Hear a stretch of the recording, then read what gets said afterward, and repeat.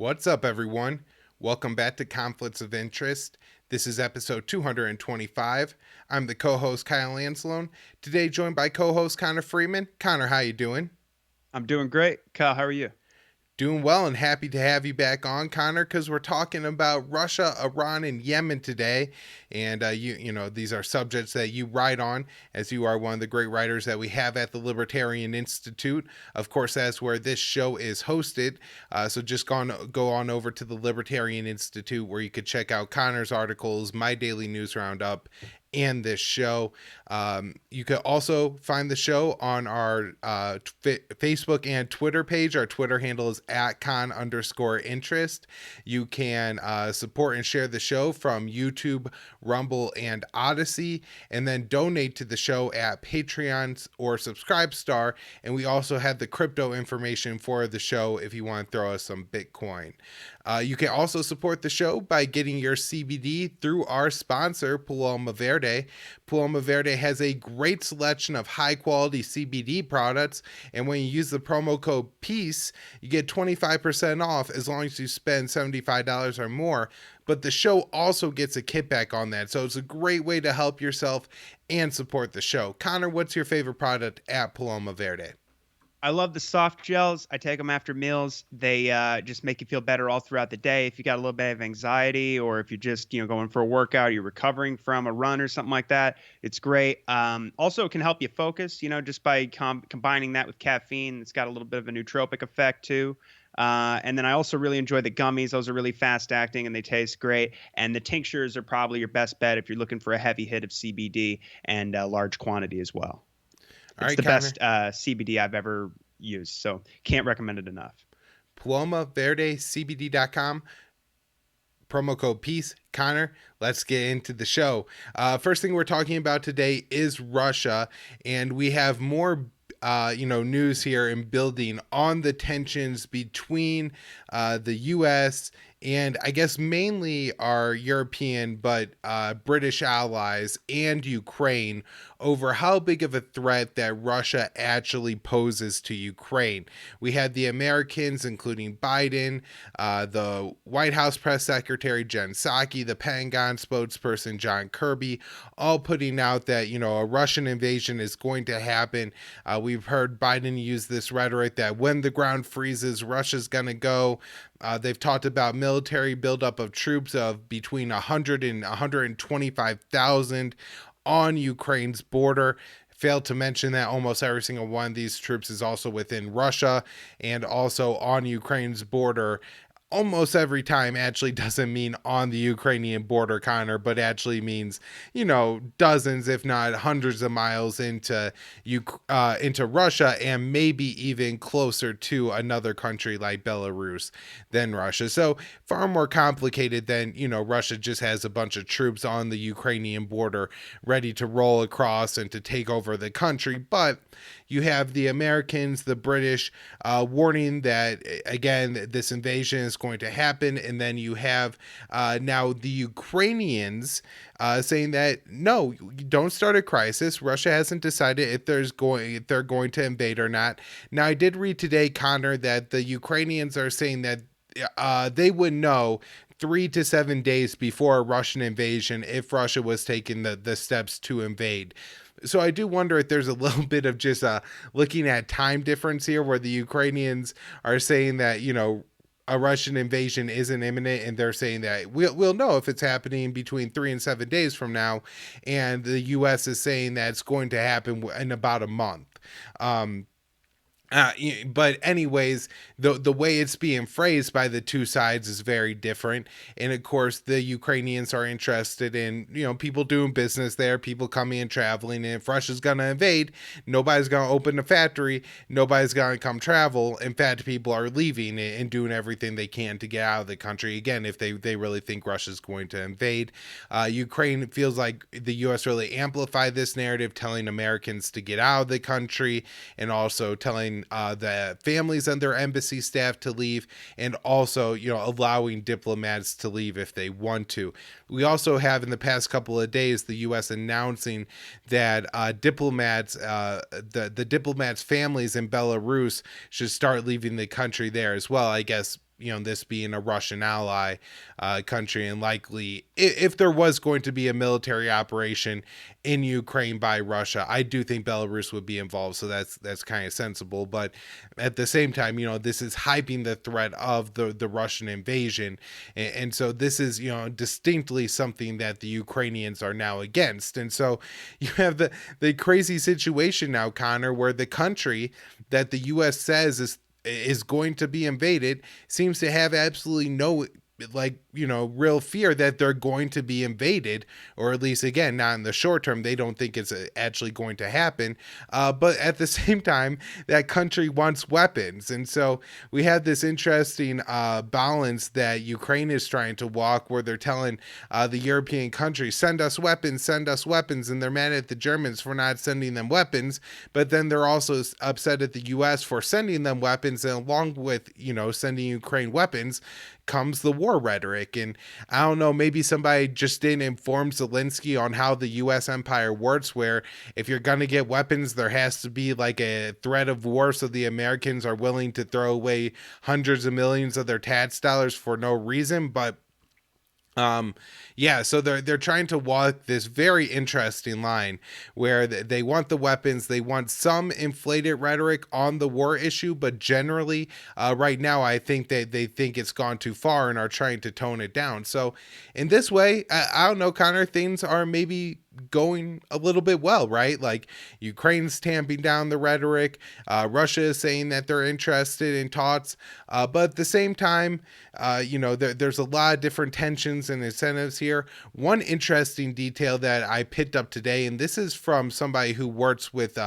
Voice of America, I believe. So this is, a journalist who oftentimes would be speaking like the U.S. official propaganda narrative. And he's saying that the U.S. has not shared the intel about the imminent Russian invasion threat with Ukraine. The sources close to the Ukrainian government told me American officials are only citing the intel report, but not sharing the document itself with Kyiv, they clarified. And so, again, this is like an official U.S. government leak. I don't think he would have said it if the Americans didn't want it out there. And that they're not giving Ukraine this intelligence seems very odd, right? Like, if you really thought that Russia was about to invade Ukraine, wouldn't you want the Ukrainians to have all the information they could about that invasion? Now, my guess is that they'll end up citing like sources and methods or something like that. And maybe in a little bit of fairness, they view the Ukrainian government as likely infiltrated and having leaks and all kinds of corruption issues. And which to me would suggest that you wouldn't want to send that government hundreds of millions of dollars of weapons if you can't even give them a piece of intelligence. But that's what the U.S. government is doing right now. They even suggested that in the Yahoo piece about the CIA paramilitary program there. They're like, we think it's been infiltrated, and that some of these people have been targeted. I think they said for assassination and stuff like that. So do you think the upshot of this leak is to suggest that Ukraine might not be, are they trying to suggest that they're not as aware of what's going on as we are, so that they, when they say that the threat is not imminent and they try to throw cold water on all of our hyperbole, that it's not, it's just, they don't know what we know kind of thing. Yeah, exactly. And that's, of course, going to be very important for the U.S. mainstream media, who may this week really start to face questions from the American people. Why you have the president of Ukraine, not, the foreign minister or some other government spokesperson, or,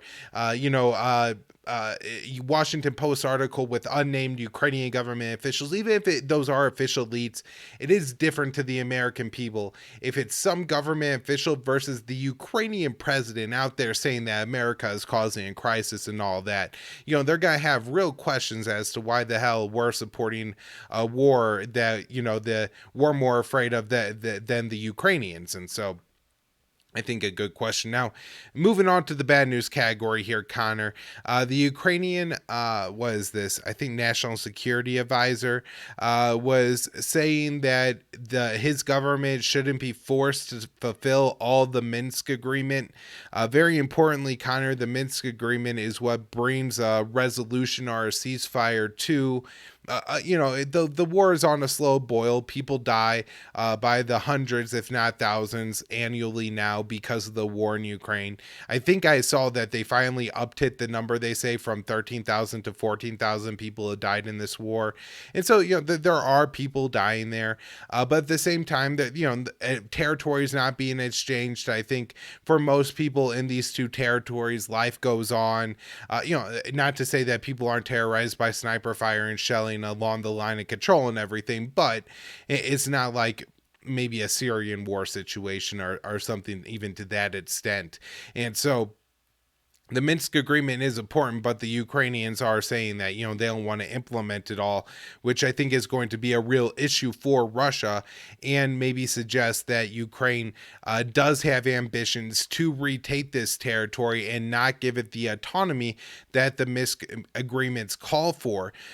So all this is very important.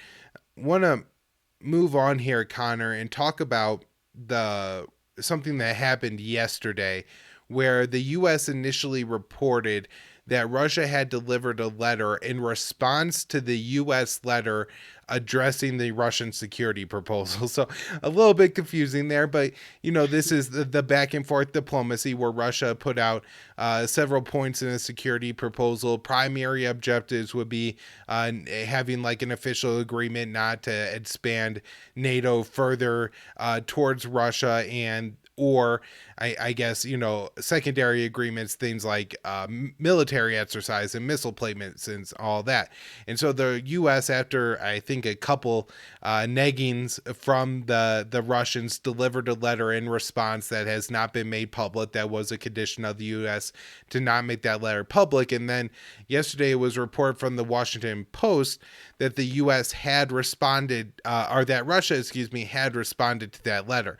Now, the Russians clarified, and I think Lavrov further clarified after his call today with U.S. Secretary of State Antony Blinken, but Russian Foreign Minister Sergey Lavrov clarified that that letter was actually not like an official Russian response or a counter proposal or something like that, but rather seeking clarifying answers from the United States on their security commitments.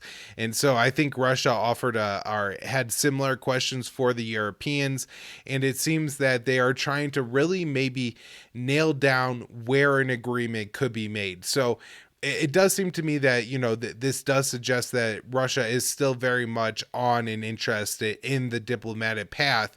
My guess is, though, and this is one of the reasons why I want to talk about all of this, is that the Hawks in the U.S. are going to spin it as Russia dragging their feet to either wait for the ground to freeze or to prepare an invasion. Putin gave a speech today, Connor, and a lot of Russian press conferences and speeches aren't usually short, and I haven't had time to go through the whole thing. But I think the most significant thing that Putin had said, or at least being amplified in Western press so far, is that NATO and the U.S. are ignoring the key Russian security demands, and that, of course, is an official closing of the door of NATO expansion, at least NATO expansion towards Russia's border. So, and when they say that, I'm guessing they're including 5 countries: Albania, Ukraine, Georgia, Finland, and Sweden would be my guess are the countries that Russia is most concerned about, although, probably in the order that I gave them in there too, looking to prevent NATO expansion. Although not Albania, I think probably Moldova is the second country I meant. Connor, I think you're probably looking that up about ready to correct me. So, yeah, that's important from Putin's speech. I want to mention that there was a UN Security Council meeting, and if I had bet money, Connor, that this was going to turn into a shouting match between an American diplomat that really doesn't understand and a Russian diplomat that does, I would have been absolutely right. That's what happened.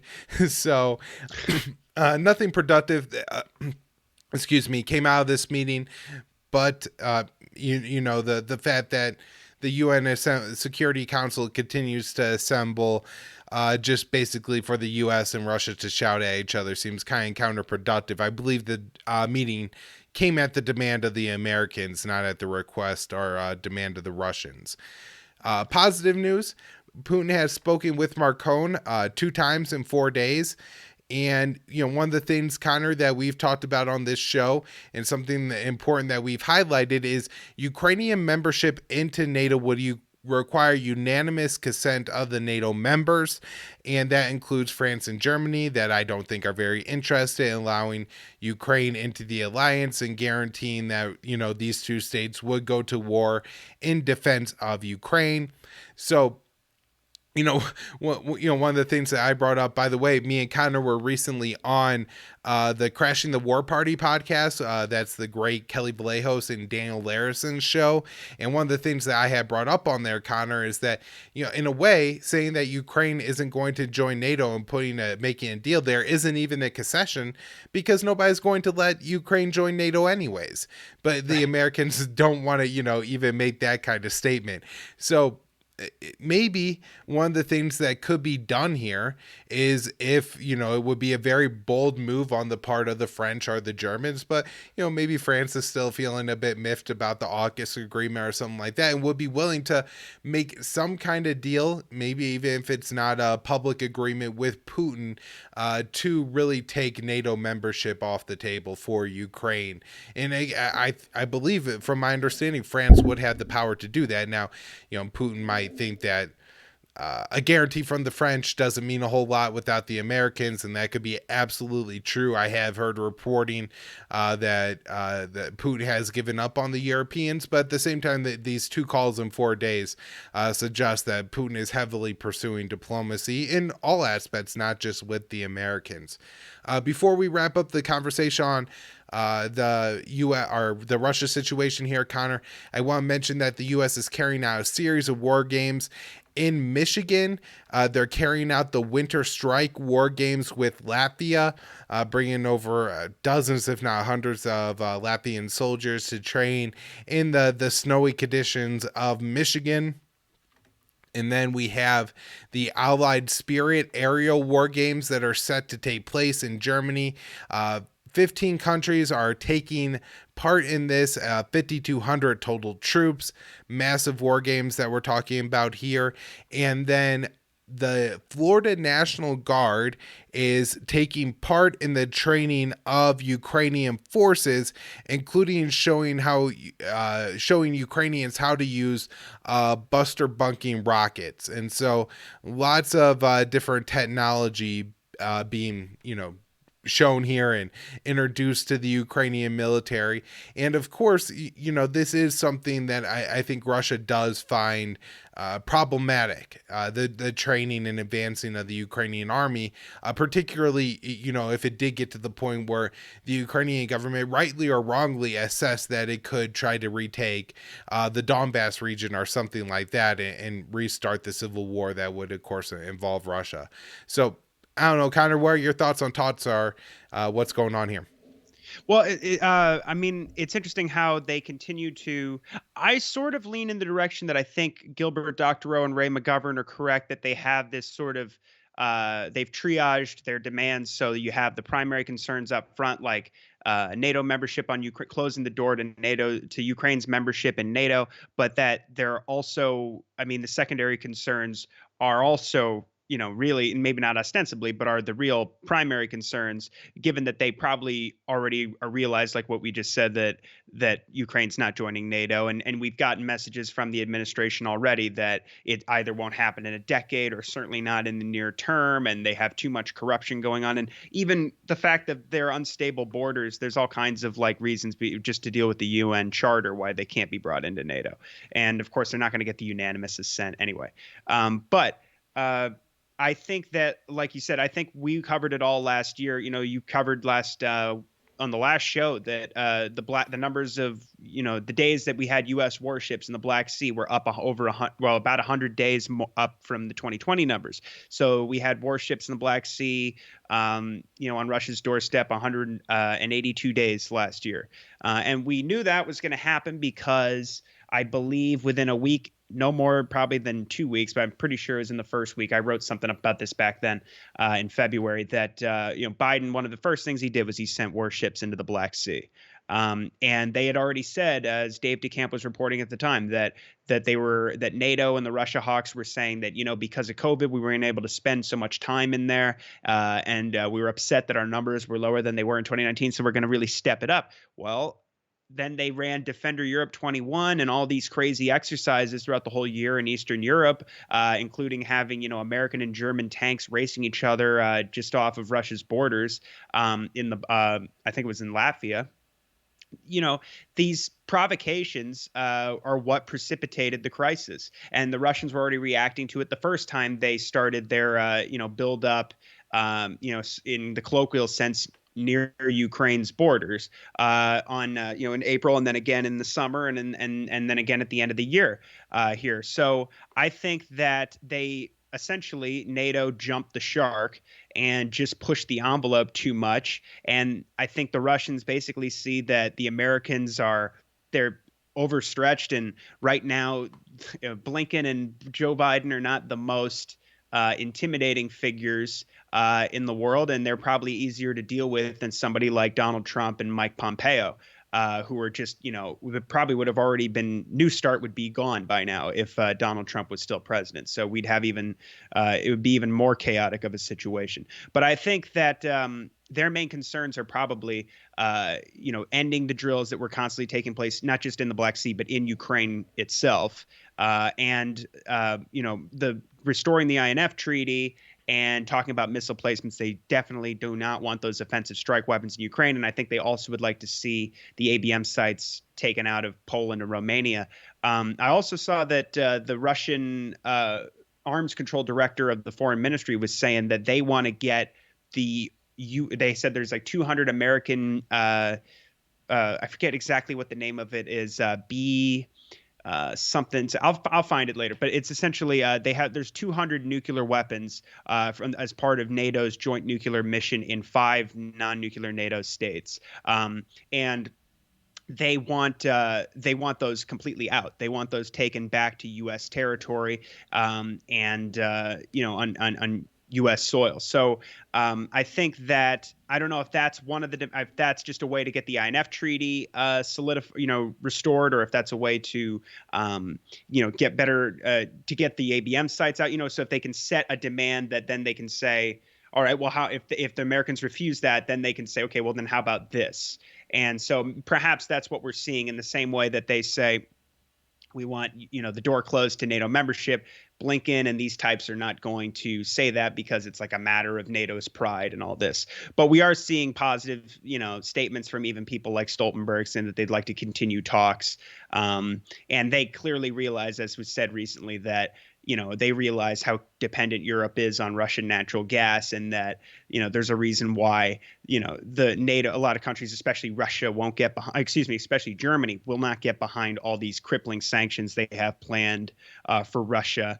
And it doesn't appear that invasion is going to take place anyway. I think this is, Gilbert Doctorow talked about how they have essentially a complicity between the Americans and the Russians, that in order to have these discussions about revising the security architecture of Europe and Eastern Europe, in particular, that there has to be some sort of precipitating crisis to justify those talks, because otherwise, I think American political considerations wouldn't allow it.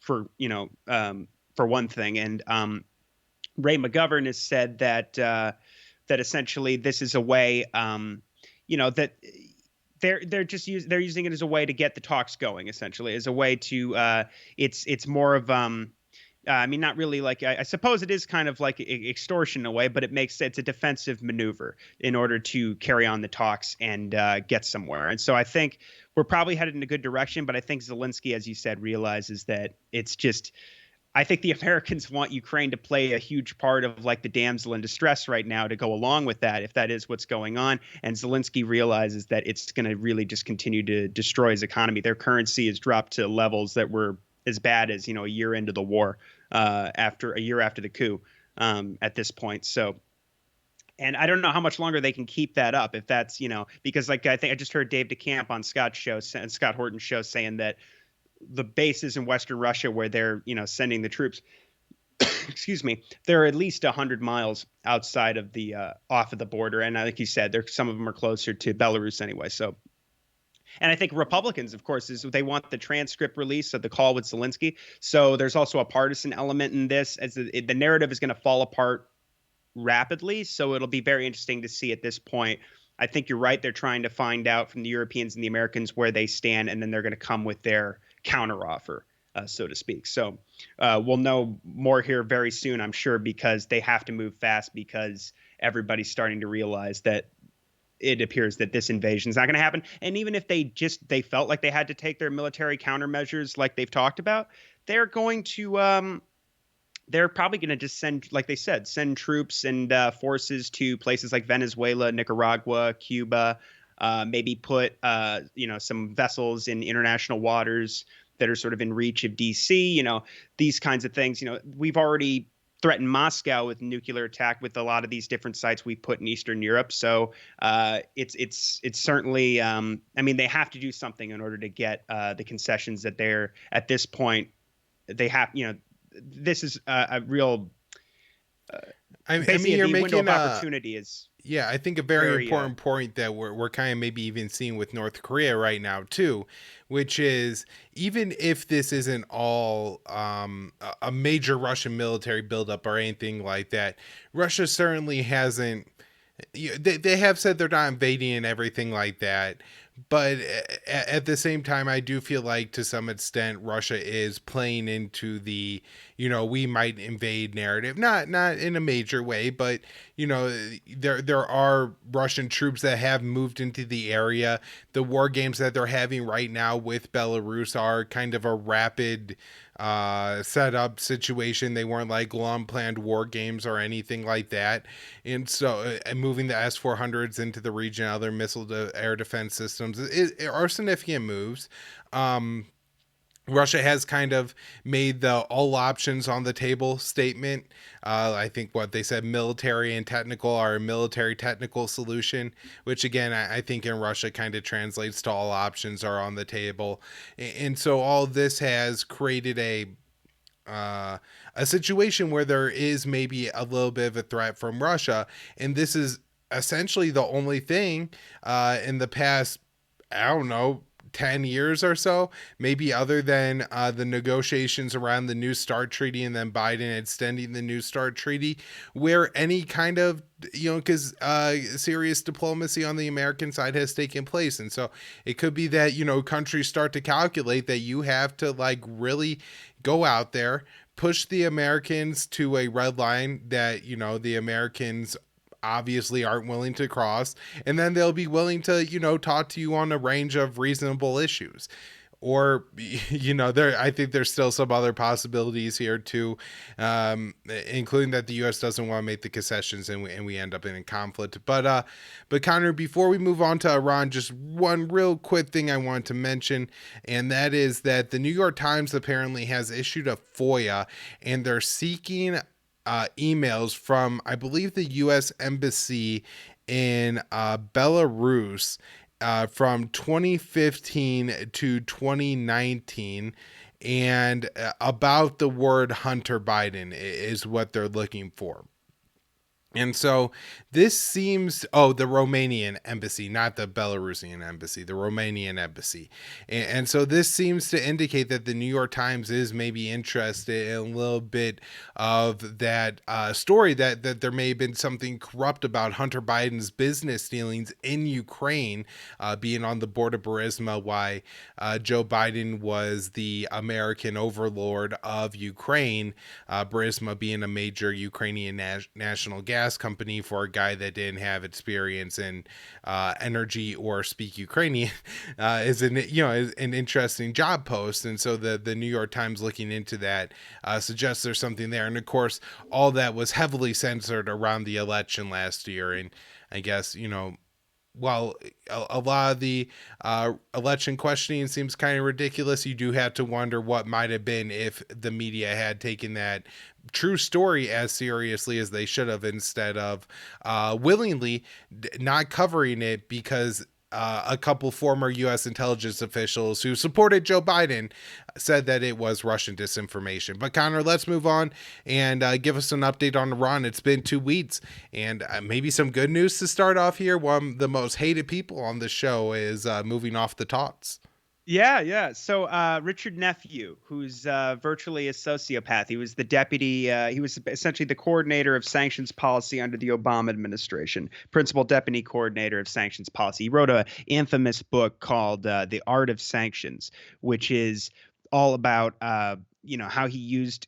He talks about how he used sanctions to just drive up civil unrest in Iran and sabotage economic reforms so that only, the ultra rich would be able to benefit from Iran's economic reforms and drive up inequality and inflation. He talks about how he raised the price of chicken. He tripled the price of chicken to make it prohibitively expensive during important Iranian holidays. He talks about he sabotaged the Iranian automotive industry and making it impossible, hitting manufacturing jobs and things like this, and preventing people from being able to repair their cars. And he celebrates this kind of stuff. He goes, let's see. There's some quotes I have from the Blumenthal article really quick. He just says, during a December 6th, 2017 panel discussion at Columbia University Center on Global Energy Policy, Nephew detailed with a smile how he not only sabotaged Iran's automotive industry, but targeted, quote, things like unemployment to try to drive that up and make things a little more sticky. And he celebrates, causing all kinds of economic hardship on these people. And I think there's even something in the book where he says that he had traveled to Moscow and lamented how accessible food still was, even under the sanctions that have been imposed on Russia. But so he was, bringing him in as the deputy Iran envoy by Biden, when that happened, we covered it, I believe, in March. That was February. That was an extremely provocative move, and signaled that Biden would carry on probably with the maximum pressure campaign, which he has. I mean, really, Iran is the party that has made any concessions at this point by even agreeing to talk with the Americans when, in this similar environment during Trump, they refused to, hoping that once the Democrats got in power, they would want to return to the JCPOA, since it was Obama's, arguably his, either his greatest or really only achievement at this point. So he's gone. The Wall Street Journal reports that he left after differences of opinion with the negotiating team on Iran. It says that he advocated a tougher posture in the current negotiations. He's no longer on the team, but he's still a State Department employee. And in this Reuters article, we also saw that Ned Price is saying that there's more and more talk coming of as we get closer and closer to a decision period, that the Americans would like to speak directly with the Iranians, which again would be another concession on the part of the Iranians. They're saying that we are prepared to meet directly. We have consistently held the position that it would be much more productive to engage with Iran directly on both JCPOA negotiations and other issues. And that's what Ned Price told, the State Department spokesman told reporters.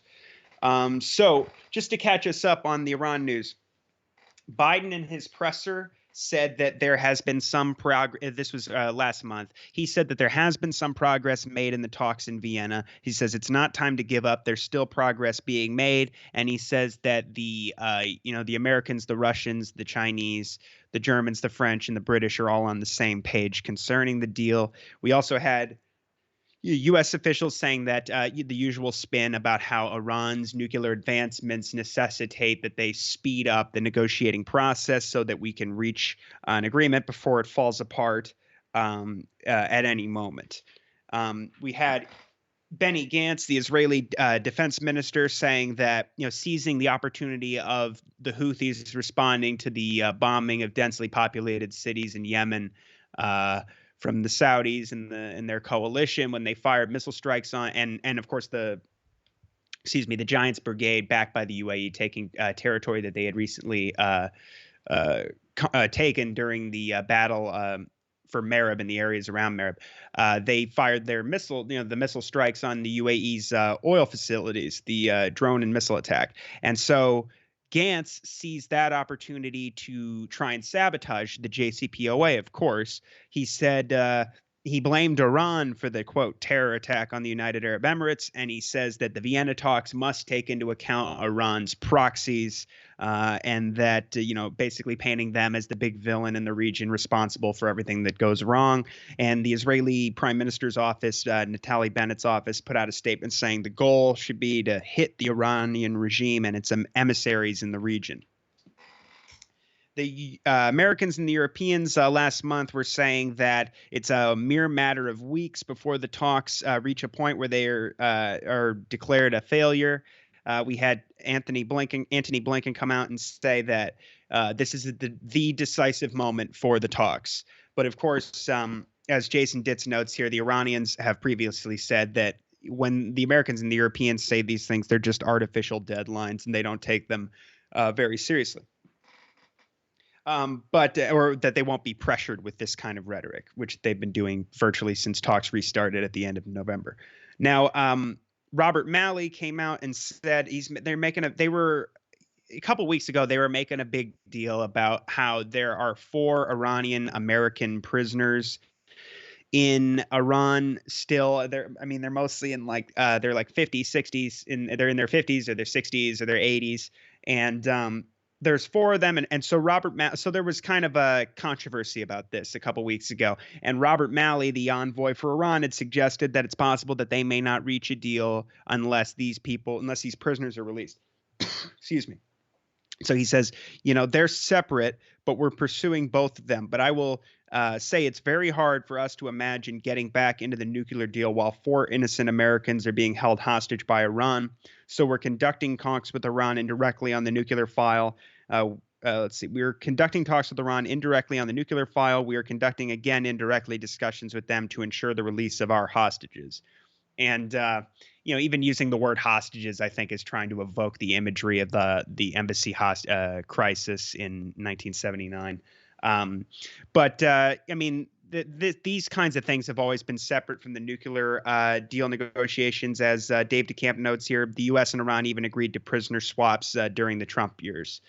Now, Dave also suggests that they may use this as an excuse to say that the deal just can't work, and just use that as their excuse for not lifting sanctions on Iran. But I picked up a note from Middle East Eye on an article about them reaching direct talks in the case if Iran's saying that they will consider having direct talks. It's not something that they would refuse if that's what it takes to reach a good deal.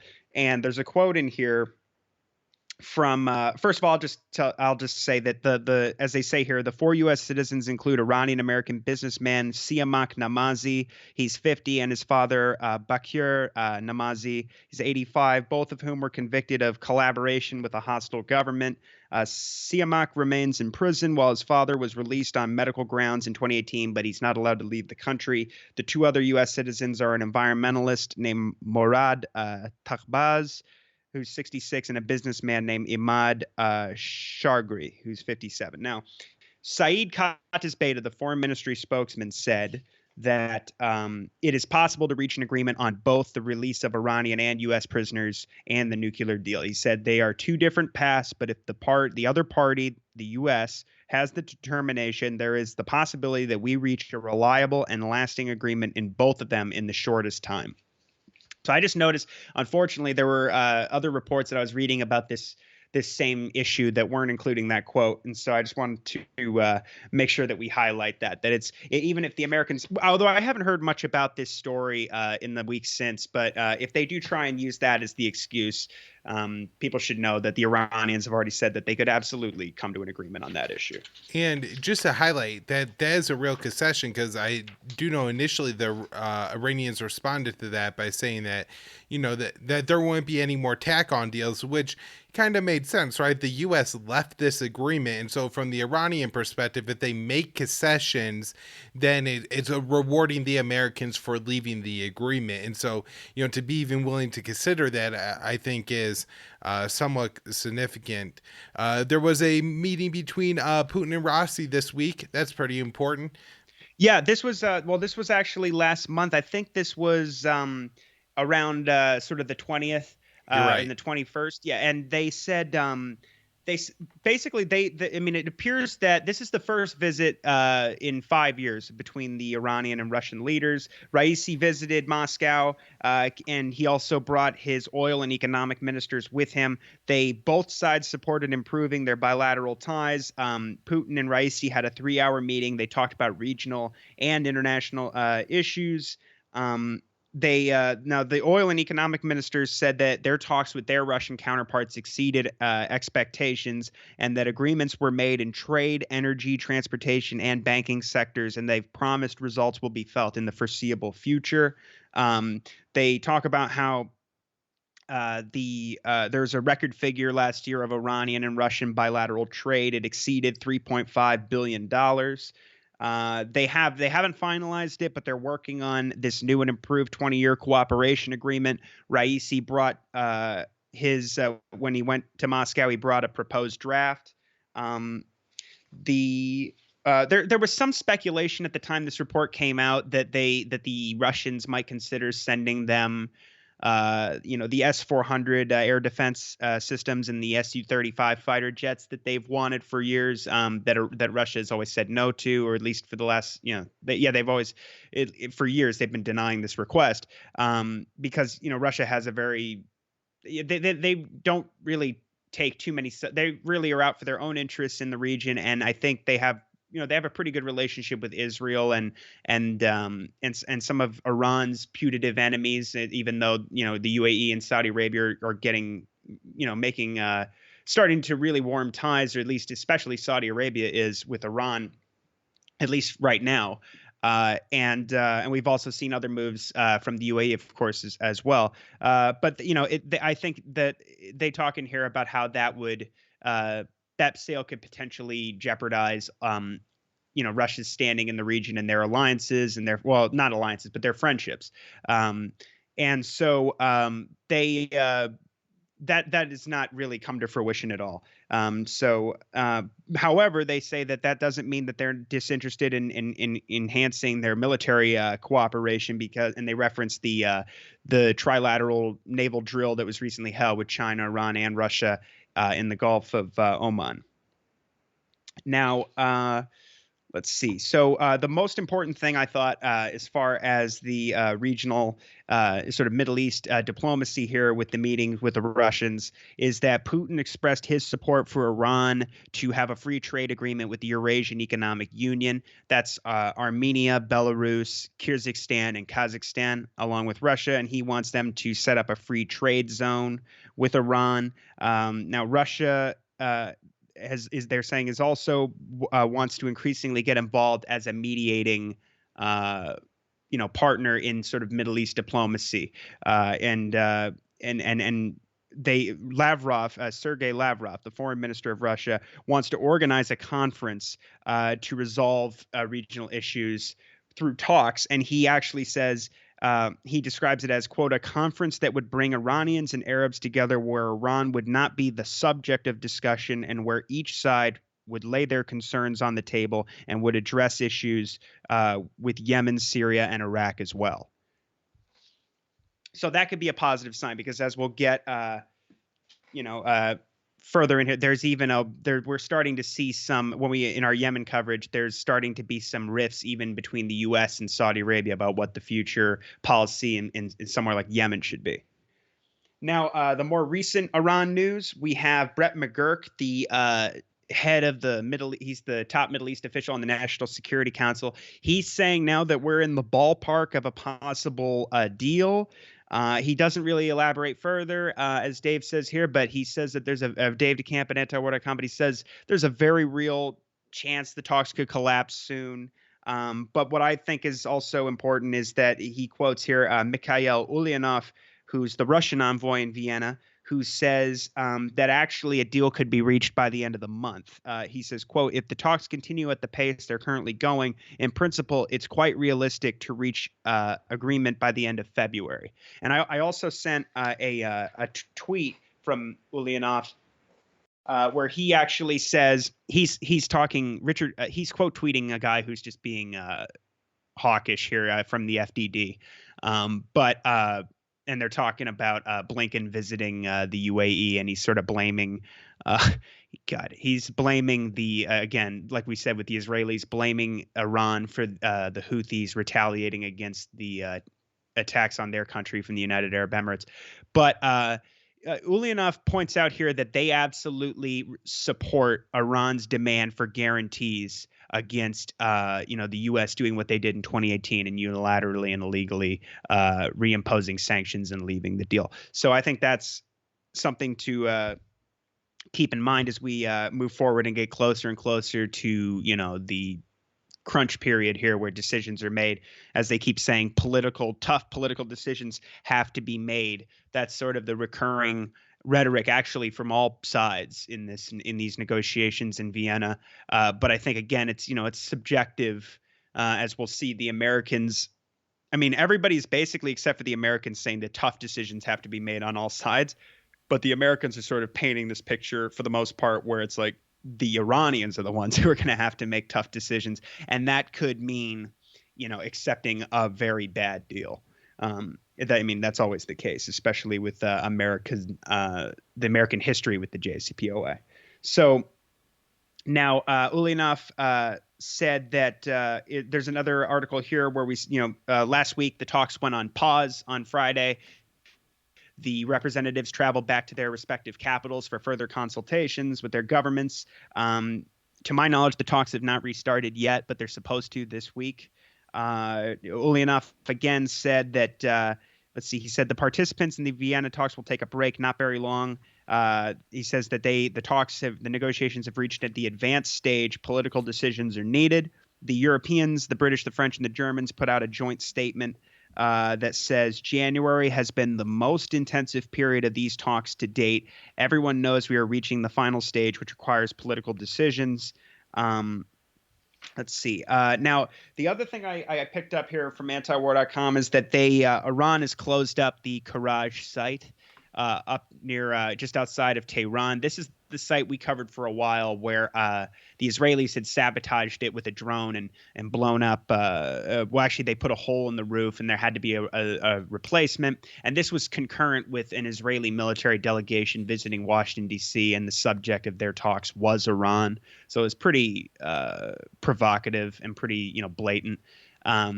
What would happen. So now the this went on for months. There were disputes over the monitoring agreement with the IAEA, and the Iranians ultimately got the IAEA to condemn the Israeli sabotage attack, even though it took them months. They said, we won't let you replace the cameras until you do so. And when they did, they allowed them to get in there and they reset the cameras and everything. But now they're moving the facility south. They shuttered the whole thing and moved the camera. The IAEA has installed cameras in a new facility in Esfahan, which is further south in central Iran.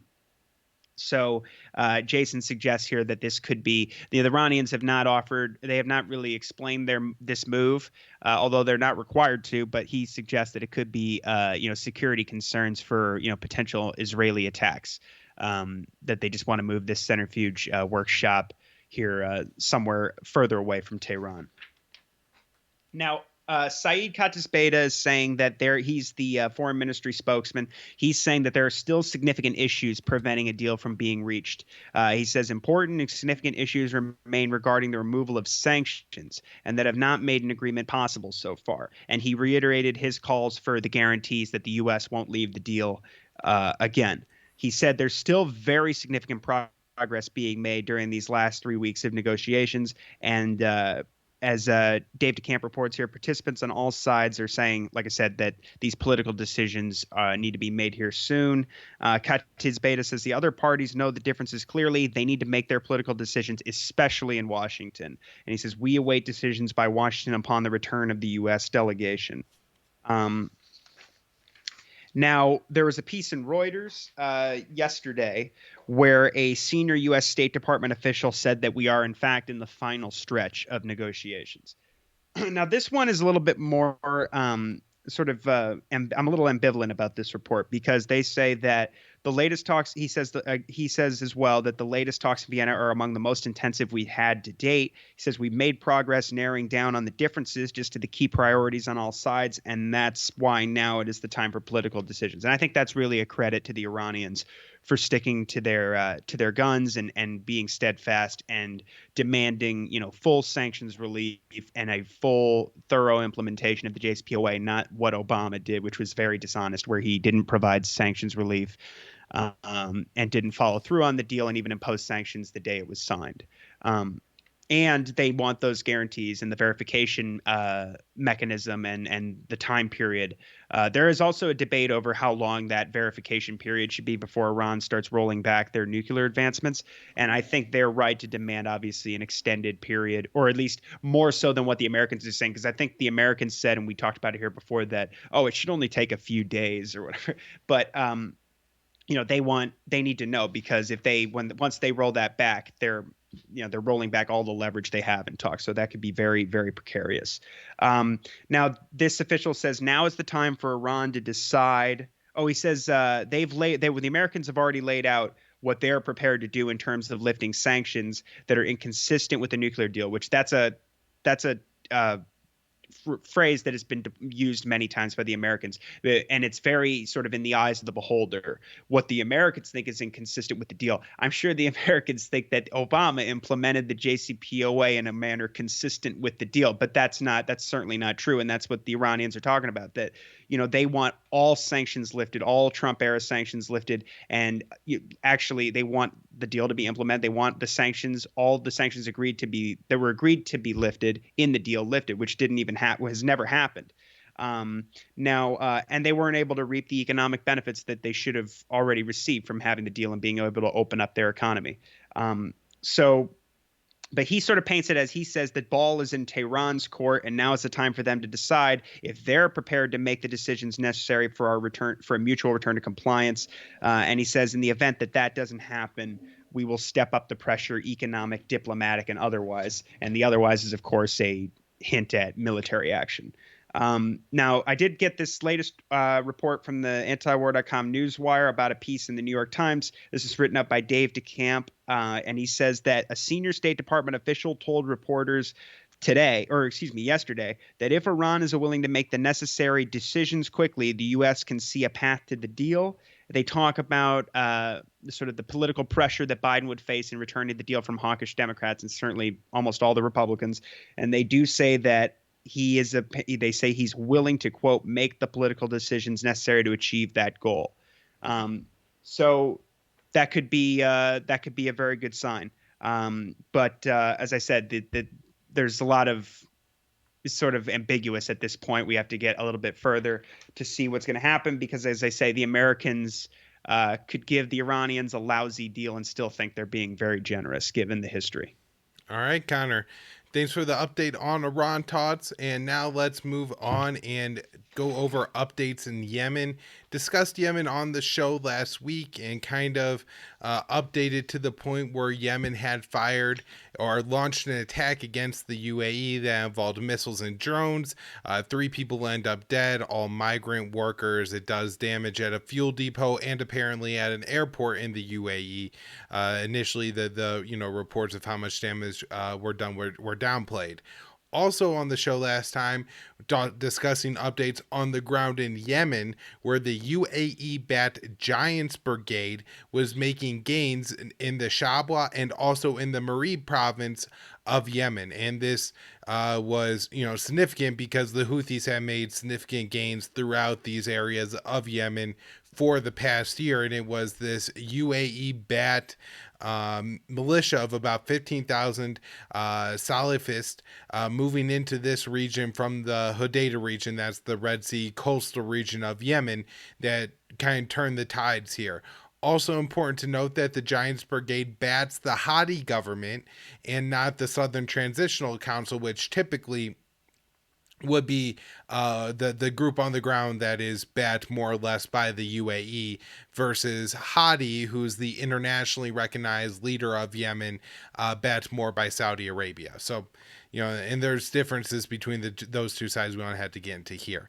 And so they were making gains, and then the missile strike happened, and there was a report that they were going to actually halt their offensive. And so, maybe this is why we see the UAE or the Houthis attacking the UAE, because they were unable to prevent and actually, I think, killed a few civilians carrying out a missile attack against the Giants Brigade in Marib.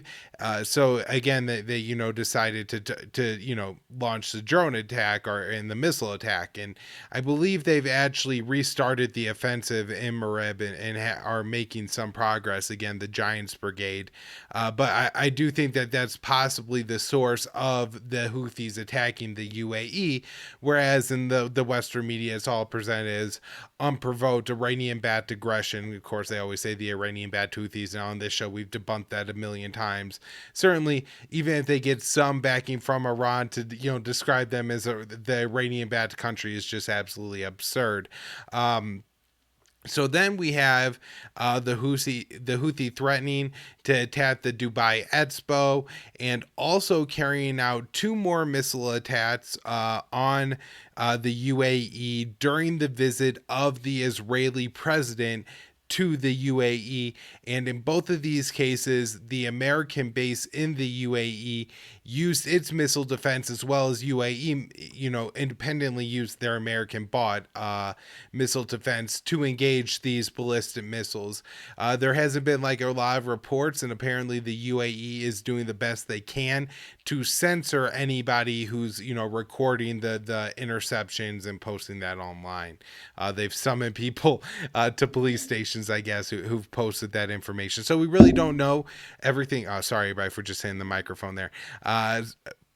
We really don't know everything that's going on here, but we do have I think an idea that the Houthis are doing this in retaliation for the UAE support of the Giants Brigade and the progress that they're making. Now, of course, there's a heavy bombing campaign against northern Yemen, not just the Houthis, but the civilians of that area. And the UN is reporting that January is expected to be the worst civilian month in Yemen in some time. And, this includes the terrible airstrikes on the building that houses internet for Yemen, which also resulted in 3 children who were playing soccer being killed. And then you also had attack on the migrant facility in northern Yemen, and I don't know exactly what the death toll of that is, Connor. I heard over 80, but they were expecting that to continue to go up, and hoping some on the ground sources that I'll be able to contact soon will be able to help me to nail down exactly how brutal this air campaign is, and just how bad the month of January was in Yemen. One last thing I wanted to mention here, Connor, is that a new UN reports says that over the past 2 years, 2020 and 2021, 2,000 children who were recruited by the Houthis died in fighting.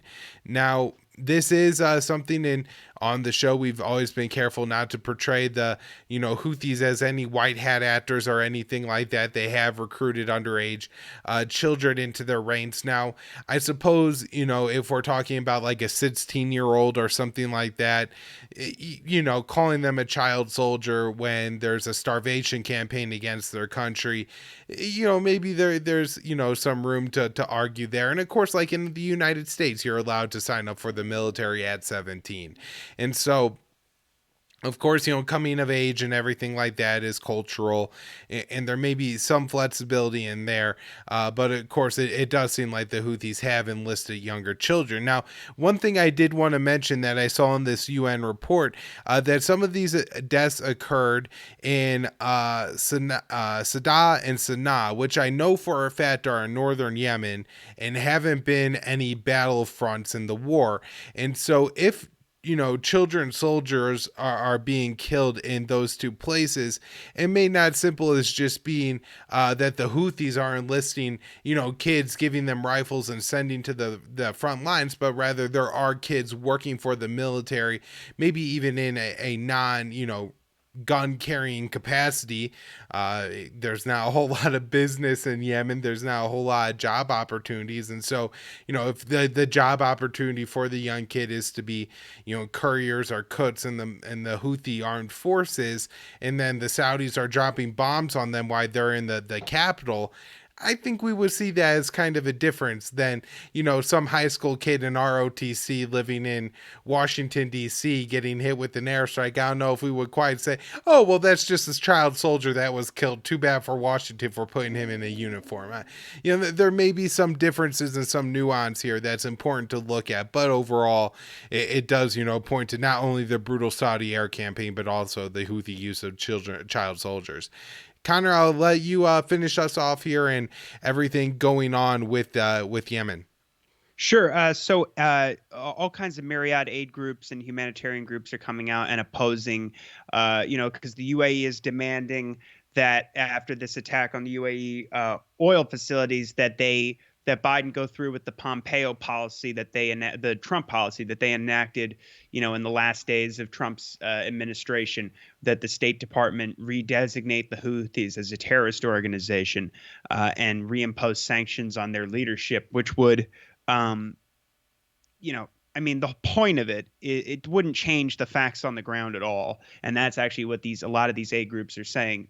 People like Hassan Al-Tayyab from the Friends Committee, they say all this is going to do is just criminalize the little humanitarian aid that is able to get through the blockade, and it's just going to make the humanitarian crisis orders of magnitude worse. And that's really the point, that's the point of the blockade in the first place, is to put pressure on the civilian population to rescind their support for the Houthis and to, kill as many people as possible, their children, and make it just as unbearable as possible. And the UN is now saying that, nearly conservatively, and it's a conservative estimate, but nearly 400,000 people, and they're mostly children, have been killed in this way, and most of them from this, systematic deprivation.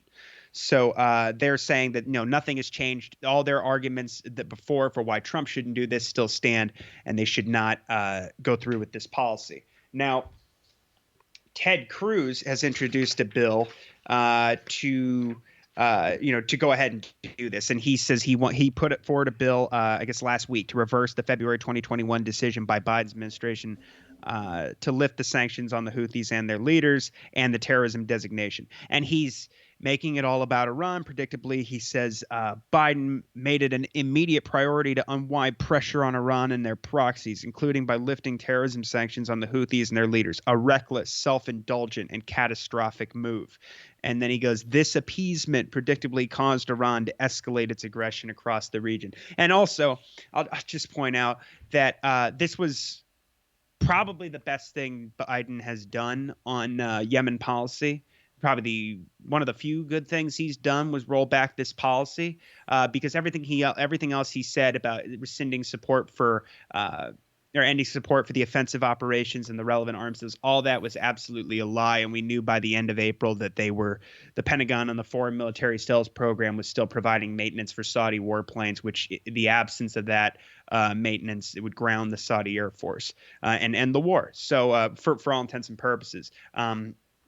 So Biden's a mass murdering liar, and Cruz wants him to be even worse because I don't know. I don't know how these people do this, but 8 other senators are endorsing this bill. You could guess some of them: Tom Cotton, Marco Rubio, John Barrasso, Ben Sasse, Roger Marshall, Tom Tillis, Jim Inhofe. You have a bunch of other members of Congress talking about this. Congressman Gregory Meeks, head of the House Foreign Affairs Committee, says he's looking very carefully at the issue and was in conversation with other officials. He says, I'm very concerned and I condemn to the highest degree the Houthis and condemned to the highest degree the Houthis and the utilization of drones and the strike on the UAE. So that is something we're looking at, he told Jewish Insider. And Republican Senator Todd Young is saying the Houthis are determined to continue the conflict and exacerbate the world's worst man-made humanitarian catastrophe. The idea that he's saying that, using that as a way to push this further hawkish policies and continuation of the war is just absolutely despicable. The latest numbers from the UN that they include here are that 24.1 million people, about 80% of the population, rely on humanitarian aid and protection to survive. 50% of the population lives in extreme poverty. I believe approximately 80% of the whole civilian population lives in northern Yemen under Houthi territory. So this whole policy it's targeting them, the vast majority of the civilian population.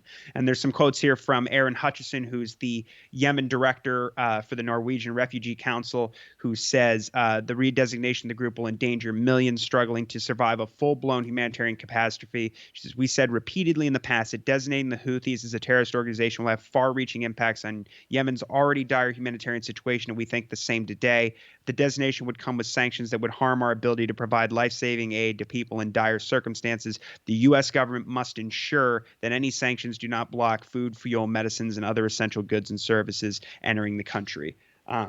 Now, Hassan al-Tayyab, who I mentioned earlier, told Al Jazeera that just the talk of this is threatening to hamper aid. They don't even have to really implement the policy. Just hinting that could be implemented again will scare away aid groups. And he says commercial shippers are already reluctant to deal with Yemen. Biden's statement that he is mulling redesignating the Houthis could have adverse humanitarian consequences if they did not materialize. Quote, saying you're considering it really puts a lot of this critical humanitarian aid work in jeopardy. Now, there's a report there's a piece that was written in the New Republic by Trita Parsi and Anel Shalin from the Quincy Institute and Responsible Statecraft, and they said that they had spoken with Anel Shalin just did an interview about this with Scott Horton. She mentioned this as well, that they had spoken. The article says that they spoke with senior Democratic Party Senate staffers, but she said, I believe, that she spoke with Biden officials as well, or that they did. And the message essentially is that they are going to provide additional support to Saudi Arabia right now and basically turn up the heat on the war, like we've been seeing an escalation in the bombing of the civilians and all over densely populated cities in the north, and that basically they want to do enough damage that then the Saudis can leave the war or end the war while saving face.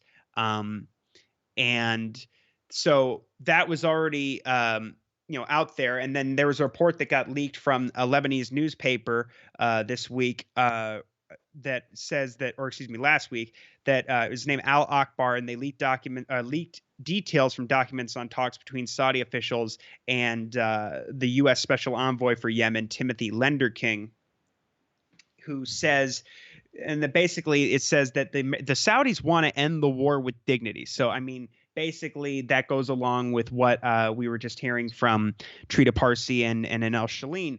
But these leaks indicate that they want to move toward a transitional government and, as I say, leave the country.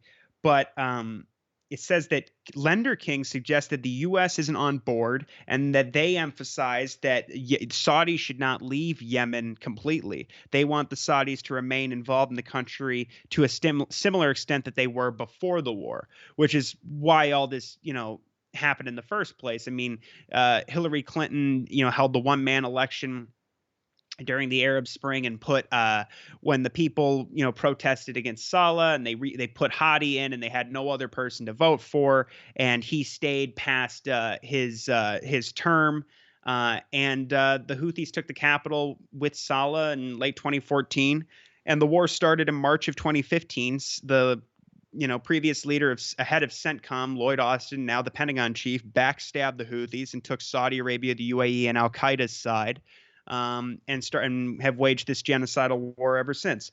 So it's very interesting to me that the Americans insist that the Saudis that the Saudis want to disengage and the Americans are saying you can't leave. So that's very very interesting to see more details on that. Now Brett McGurk is blaming who I mentioned earlier, national security coordinator for the Middle East on the National Security Council, says that he's blaming the Houthis for everything about the war. He says that the Saudis have, he goes, it takes two to get a ceasefire, and the Saudis have supported UN initiatives. But, the UN, Hadi, who's been on house arrest for years and years and hasn't been in power, for 8 years, he's not the president. Except in name only, and the Houthis have, as I say, have been, the security force and the government in power with, a constituency of the vast majority of the civilians, and that hasn't changed throughout the whole war. So. The UN still internationally recognizes Hadi, but that's ridiculous. So of course they support these UN pronouncements, as Jason points out. Now the Houthis have been open to talks, as Jason says, but they want to see an end to the naval blockade and the blockade on the blockade on the ports and the blockade on the airport, which was bombed again recently, and. The Saudis have never agreed to that. As Anel Shalin said, they have never even tried it as a temporary measure to see if that could help lead to further peace talks in that transitional government that they're talking about. They've just continued to starve the population and bomb the country without an end in sight. And the only other thing I'll point out about the UAE before we wrap up is that the U.S. is warning against Americans traveling to they put out an issue, a warning. They issued a warning saying that Americans should not be traveling to the country, that U.S. interests, attacks on U.S. interests remain a concern. And of course, this is not going to end so long as the offensives from the UAE and the Saudis continue.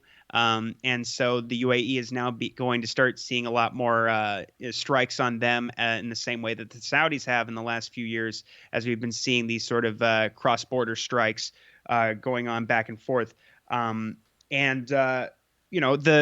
retaliated because the Saudis even said before they did it that we're going to launch massive, air raids and escalate our airstrikes, and they did. And then the Houthis started firing back, and now it's going to cause a big problem for the UAE's economy because they've, for a long time they've been considered a relatively stable country and a big, center for business and international commerce, and now that's being jeopardized. Although they say that, oh no, it's not going to be the new normal, and they're boasting about their, their advanced missile defense systems and all of this, but it's just, it appears that the Houthis' policy is that they are going to continue to do this until they can reach an end to the blockade and move toward some kind of peace deals, which I think is in the interests of course, of all parties. There's no military solution to this. And so, but really, as Scott Horton always points out, the Americans are really the only ones right now who can shut this thing off if they decide to. Yeah. Yeah. All right. Great coverage, Connor. Thanks for joining us for another show here. And everybody for supporting Conflicts of Interest, which is, of course, on the Libertarian Institute.